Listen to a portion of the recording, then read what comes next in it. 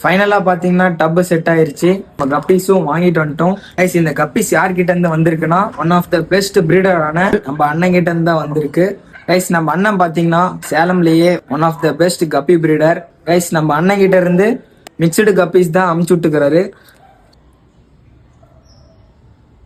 So இந்த guppies தான் நம்ம டப்ல வந்து பாத்தீங்கன்னா ரிலீஸ் பண்ண போறோம். சரி வாங்க டெம்பரேச்சர் அக்ளிமேஷனுக்காக விட்டுறலாம்.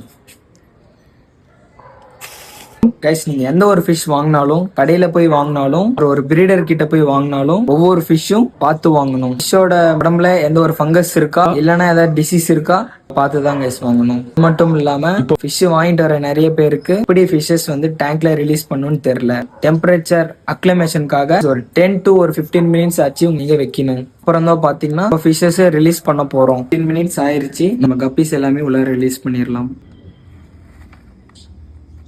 और जो अंदर के लोग उसमें क्या भी नहीं आता नहीं